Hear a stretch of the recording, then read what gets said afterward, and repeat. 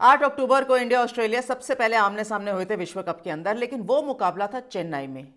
अब 19 नवंबर को भरा हुआ मैदान अहमदाबाद में फिर से इंडिया और ऑस्ट्रेलिया का मैच देखेगा, लेकिन ये रहेगा विश्व कप का फाइनल। क्या ऑस्ट्रेलिया अपना छठा टाइटल जीत पाएगा या क्या इंडिया केवल दूसरी टीम बन पाएगी जो घर पर खेलते हुए एक और विश्व कप जीतेगी और अपने नाम करेगी?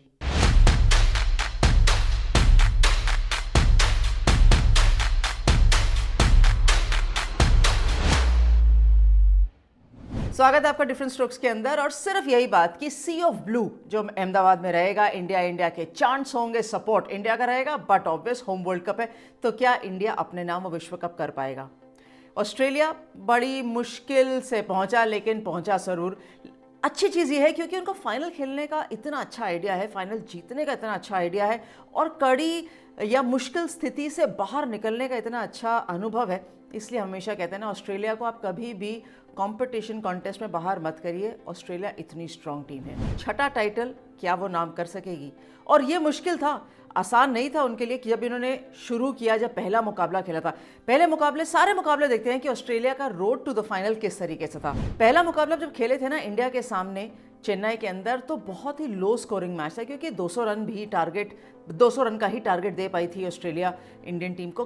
उन्होंने थोड़ा सा दबाव जरूर डाला था, लेकिन वो एक पहला झटका था। दूसरा झटका फिर ऑस्ट्रेलिया को लगा जब साउथ अफ्रीका के विरुद्ध वो मुकाबला हारी और बहुत खराब तरीके से हारी थी।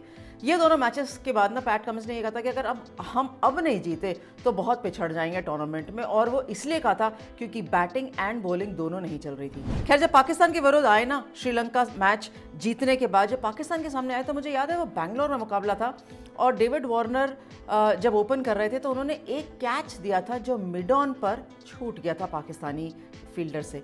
उसके बाद उन्होंने मुड़ के नहीं देखा। दोनों ने, मिचेल मार्श ने और डेविड वार्नर ने शतक लगाया और वहां से मुड़कर ऑस्ट्रेलिया ने नहीं देखा। 367 रन किए थे उस मुकाबले में, और वहां से जो गाड़ी चली वापस पटरी पर आई ऑस्ट्रेलिया की, चलती रही और अभी तक चल रही है। उसके बाद मुकाबला हारने की बारी आई नहीं, लेकिन थोड़ी सी चुनौती मिली थी और वो सबसे बड़ी चुनौती थी अफगानिस्तान के विरुद्ध, जहां हम सब जानते हैं अफगानिस्तान थोड़ा सा और सही तरीके से गेंदबाजी करता तो शायद जीत जाता, लेकिन जीता नहीं। वो क्लास थी ग्लेन मैक्सवेल की 200 रन बनाने की, और वो बिलीफ था उस ऑस्ट्रेलियाई मिडिल ऑर्डर का कि वो किसी भी स्थिति से बाहर निकल सकते हैं। साउथ अफ्रीका ने भी टेस्ट जरूर किया था सेमीफाइनल में, लेकिन अगेन जब आप अच्छी टीम रहते हैं ना, तो वो डेप्थ, वो बिलीफ रहता है और वो फिर से निकल कर आया साउथ अफ्रीका के सामने। दूसरी तरफ जब भारतीय टीम को देखेंगे तो हम पूरे टूर्नामेंट की ऑफकोर्स बात करते हुए आए हैं कि हर मैच कैसे बेटर से बेटर होती गई परफॉर्मेंस, और इनफैक्ट सेमीफाइनल तक न्यूजीलैंड, हालांकि न्यूजीलैंड सबसे स्ट्रॉन्गर टीम थी और वो टक्कर दे सकती थी। और जब मैं कमेंट्री बॉक्स में थी ना, मुझे लग रहा था कि अगर वो पार्टनरशिप नहीं टूटी केन विलियमसन और डैरल मिचेल की, तो तंग करेगी, और वो तंग कर सकती थी। तो भला हो शामी का, उन्होंने 7 विकेटें ले ली एंड ऑफकोर्स सबने कंट्रीब्यूट किया स्कोरिंग करते हुए। लेकिन भारतीय टीम के पास सारी चुनौतियां थी और वो खरी उतरी। तो ऐसी क्या चीज़ है जो इंडिया वर्सेस ऑस्ट्रेलिया जब हम देखेंगे तो हम किन चीज़ों पर फोकस कर सकते हैं? क्या चीज़ें ऑस्ट्रेलिया को बेहतर बनाती हैं या क्या चीज़ें एक लूप होल क्रिएट करती हैं भारतीय टीम के लिए? सबसे पहली बात है कि ऑस्ट्रेलिया का जो टॉप ऑर्डर है ना, बहुत एक्सप्लोसिव है। अगर उन्होंने पावर प्ले में रन्स बनाने शुरू कर दिए तो वो सामने से कोई भी बॉलिंग जो डाल रहा होगा उसके लिए हमेशा एक चैलेंज रहता है कि वो ऑस्ट्रेलिया का टॉप ऑर्डर कैसे ब्रीच करे। हमने ट्रेविस हेड को रन बनाते हुए धर्मशाला में भी देखा था, पिछले मैच में भी देखा था, थ्रू आउट जितने भी बाद में आए, लेकिन जिस एक्सप्लोसिव तरीके से वो खेलते हैं। David Warner of course he is the top scorer from the Australia team so far in the world cup. उनके साथ अगर साझेदारी बनेगी तो फिर कोई भी गेंदबाजी करे, they can actually destroy the opposition bowling. लेकिन अगर वो दोनों चले तो स्पिन के विरुद्ध जो है ना बैटिंग ऑर्डर, वो थोड़ा सा वीक है, वो अभी भी वीक है। मिचेल मार्श भी सीमिंग गेंद के सामने आउट हुए थे अगेंस्ट साउथ अफ्रीका में भी, एंड इवन इंडिया ने भी उनको स्लिप में आउट किया था। वो एक अपॉर्चुनिटी है। स्टीव स्मिथ भले ही पिछले मैच में उन्होंने रन किए थे, लेकिन अगेन इतने बढ़िया लय में नजर आ नहीं रहे। थोड़ा सा जो वो चैलेंज है ना, फ्लुएंसी उनकी बैटिंग में, वो अभी तक परफेक्टली सेट नहीं हुआ है। यस, ग्लेन मैक्सवेल ऐसे हैं जो he can take the attack to the opposition. कभी भी उनका दिन होगा तो वो रन्स बना देंगे और उनके रन्स बताते भी हैं।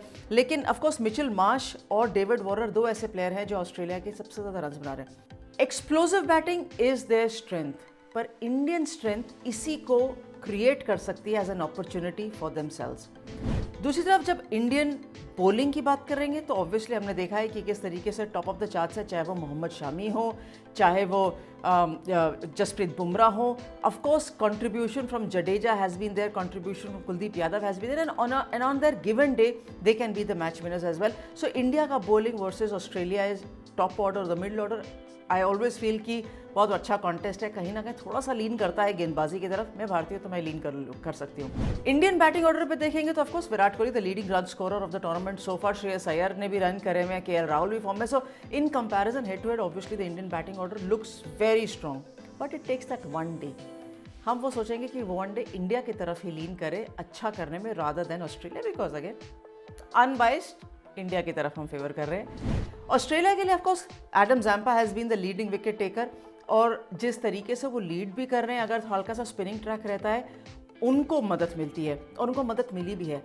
बट सेमीफाइनल में नलिफाई हो गया था, उनका लय नहीं था, उनका कंट्रोल नहीं था, और वो कहीं ना कहीं थोड़ा सा परेशान कर रहा था ऑस्ट्रेलियाई गेंदबाजी को जब उनको डेविड मिलर को आउट करना था, जब वो जो उनकी टेल थी उसको आउट करना था. Having said that, Australia definitely ऐसा नहीं है कि they are pushovers, they don't know how to win title. So that definitely will remain one of the biggest factors कि एक टीम है जो विश्व कप जीतना जानती है, विश्व कप के अंदर स्ट्रॉन्ग परफॉर्मेंस देना चाहती है. दूसरी तरफ होम टीम है India. Of course that is the domination that India has shown right through the world cup, की वो कंसिस्टेंसी दिखाई है. एंड कंसिस्टेंसी एक दिन और preparation, rest and consistency coming into the final. So definitely we are all hoping that India घर पर अपना एक और विश्व कप टाइटल खुद के लिए भी जीते और हमारे लिए भी जीते. चलते चलते एक बहुत क्विकली एक असेसमेंट कर लेते हैं कि पाकिस्तान ने ऑब्वियसली एक नी जर्क रिएक्शन दिखाया है. Babar Azam has step down from captaincy. Shaheen Shah Afridi को T20 कप्तानी दे दी है. शान मसूद को टेस्ट कप्तानी दे दी है. Right at the top coach और टीम डायरेक्टर मोस्ट लाइकली दोनों टाइटल्स मोहम्मद हफीज़ को दे दिए जाएंगे. Of course he has been appointed in the Pakistan coaching setup. तो ये नी जर्क रिएक्शन आपको क्या लगता है, सही है या गलत है पाकिस्तान क्रिकेट के लिए या किसी भी टीम को आंकने के लिए? क्या पाकिस्तान ओवरराइट खराब टीम बन गई है या विश्व कप का प्रदर्शन की वजह से इतना सब चेंजेस देखने को मिल रहे हैं? Last but not the least, India Australia. मेरा हाथ खड़ा है इंडिया जीताने के लिए. आप क्या कहते हैं, दिल और दिमाग किसको जिता रहा है? जल्दी बताइएगा, बिकॉज मैच खत्म होने के बाद हम ऑफ कोर्स यहीं पर मिलेंगे. Thanks very much for watching different strokes.